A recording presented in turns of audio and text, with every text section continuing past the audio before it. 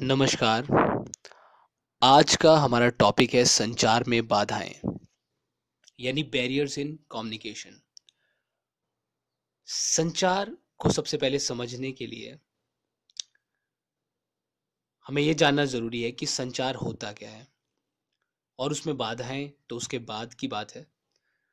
संचार जब भी कोई दो या दो से अधिक व्यक्ति एक दूसरे के साथ कोई भी आइडिया यानी विचार, कोई भी थॉट, कोई इंफॉर्मेशन, कोई फैक्ट शेयर करते हैं तो उसे हम संचार कहते हैं।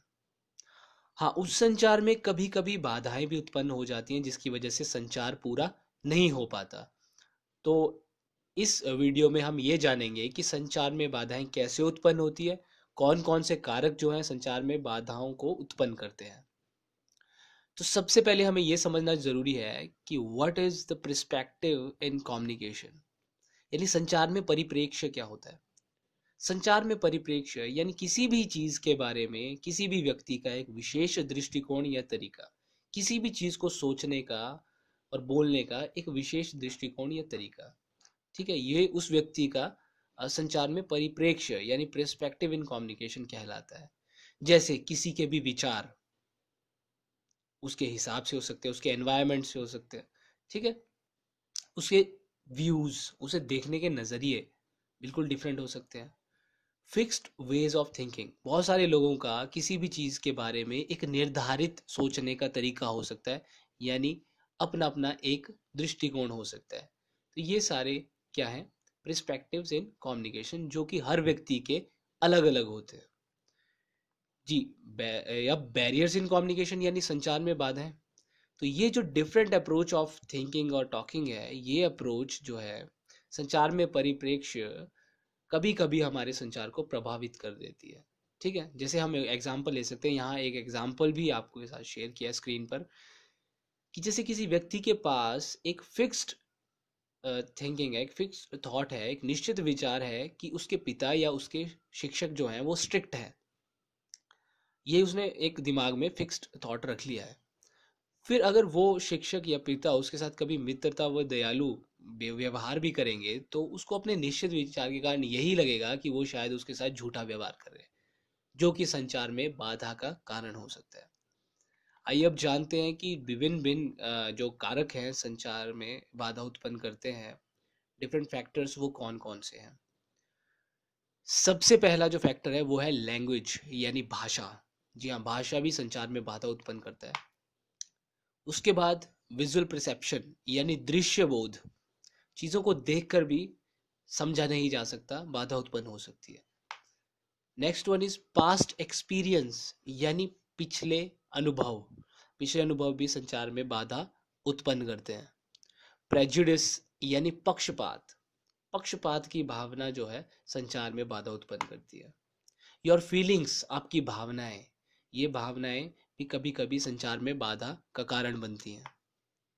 देन एनवायरनमेंट, वातावरण से भी कभी कभी संचार में बाधा उत्पन्न हो सकती है। आपके व्यक्तिगत कारण, आपके पर्सनल फैक्टर्स संचार में बैरियर क्रिएट करते हैं यानी बाधा उत्पन्न करते हैं। कभी कभी सांस्कृतिक लिमिटेशंस या बाउंडेशंस भी आपके संचार में बाधा उत्पन्न करती है। तो आइए अब जानते हैं बारी बारी एक एक करके कि ये सारे कारक जो है संचार में बाधा किस प्रकार उत्पन्न करते हैं। सबसे पहला जो कारण है वो है लैंग्वेज यानी भाषा। भाषा का संचार में किस प्रकार जो है बाधा उत्पन्न करना संभव हो सकता है। सबसे पहले यूज ऑफ इनकरेक्ट वर्ड्स, यानी जब लैंग्वेज में गलत शब्दों का प्रयोग कर दिया जाता है तो भाषा भी संचार में बाधा उत्पन्न कर सकती है। इसके अलावा अनफेमिलियर लैंग्वेज यानी कोई अपरिचित भाषा, जिस भाषा से आप बिल्कुल भी परिचित नहीं है, अगर आप किसी ऐसी व्यक्ति के साथ बात करते हैं तो भी आपके संचार में आपके संचार में जो है बाधा उत्पन्न हो सकती है। जैसा इस इमेज में भी दिखाया है, पूरी दुनिया में डिफरेंट डिफरेंट कल्चर्स हैं, डिफरेंट डिफरेंट लैंग्वेजेस हैं। तो वो आपस में डिफरेंट कल्चर और लैंग्वेजेस के लोग जब कम्युनिकेट करते हैं और किसी भाषा से आप अपरिचित है, फैमिलियर नहीं है, तो वो आपके जो है संचार में यानी कम्युनिकेशन में एक बैरियर क्रिएट कर सकता है। इसके अलावा लैक ऑफ डिटेल यानी विस्तृत जानकारी का अभाव, अगर आपको इन्फॉर्मेशन नहीं है किसी चीज़ के बारे में, कंप्लीट इन्फॉर्मेशन नहीं है, तो वो भी आपकी संचार में बाधा का कारण बन सकती है। आइए नेक्स्ट कारक यानी फैक्टर की ओर बढ़ते हैं, वो है विजुअल परसेप्शन यानी दृश्य बोध, यानी चीज़ों को देख कर समझना। एक बात मनुष्य के बारे में बिल्कुल साधारण सी है कि दिमाग आंखों से जो देखता है उसे ही समझता है, परंतु ये बिल्कुल भी ज़रूरी नहीं है कि जो दिख रहा है हमेशा वही सच हो। जैसे यहाँ पे एक उदाहरण के लिए एक चित्र दिया गया है, एक पिक्चर दिया गया है। अगर आप इस पिक्चर को देख रहे होंगे तो आपको ये लगेगा कि ये एक मूविंग पिक्चर है, कॉन्टिन्यूसली मूव कर रही है, लेकिन जबकि ये सच नहीं है। जो आपको दिख रहा है वो सच नहीं है। यानी इस बात से यह पता चलता है कि ये ज़रूरी नहीं कि जो भी व्यक्ति अपनी आंखों से देखते हैं और वही सच हो। तो यानी दृश्य बोध भी कभी कभी, आपका विजुअल परसेप्शन भी कभी कभी संचार में बाधा उत्पन्न कर सकता है। आगे बढ़ते अगले कारक के तरफ, वो है पास्ट एक्सपीरियंस यानी पिछले अनुभव। कभी कभी हमारे पास्ट एक्सपीरियंसेस, हमारे पिछले अनुभव भी हमारे लिए संचार में बाधा का कारण बनते हैं। जैसे एक उदाहरण यहाँ पर है, अगर कोई विद्यार्थी अपनी कक्षा में ये सोचता है कि पिछली बार मेरे किसी विषय में बड़े कम अंक आए थे, तो मैं अब कैसे प्रश्न पूछूं, या मेरी बेइज्जती हुई थी, मेरा उपहास हुआ था, तो मैं अब कैसे प्रश्न पूछूं, शायद कहीं फिर से वैसा ही ना हो जाए। तो यानी इस उदाहरण से मुझे उम्मीद है आपको समझ में आया होगा कि हमारे पास्ट एक्सपीरियंस भी कभी कभी हमारे कम्युनिकेशन के लिए बैरियर्स बन जाते हैं, यानी बाधाएं उत्पन्न कर देते हैं। अगला कारण है प्रेजुडिस यानी पक्षपात। यानी आपका एक निश्चित विचार, कि आपको ऐसा महसूस हो कि ये मेरे साथ ही क्यों हो रहा है, या मेरे साथ ही क्यों होता है, या मुझे ही, मेरे साथ ही ये भेदभाव की जो है स्थिति क्यों उत्पन्न होती है।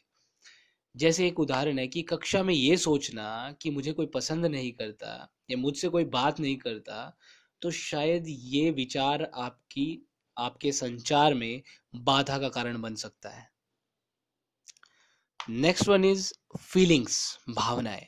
आपकी फीलिंग्स, आपके इमोशंस, आपके किसी विषय में रुचि कम होना, दूसरों पर विश्वास ना करना, ये सारी भावनाएं भी संचार में बाधा का कारण बन सकती हैं। जैसे उदाहरण के लिए, मुझे कुछ भी ऐसा अच्छा महसूस नहीं हो रहा है इसलिए मैं किसी से बात नहीं करूंगा, या मुझे किसी पर भी भरोसा नहीं है इसलिए मैं किसी से बात नहीं करूंगा या बात नहीं करूंगी।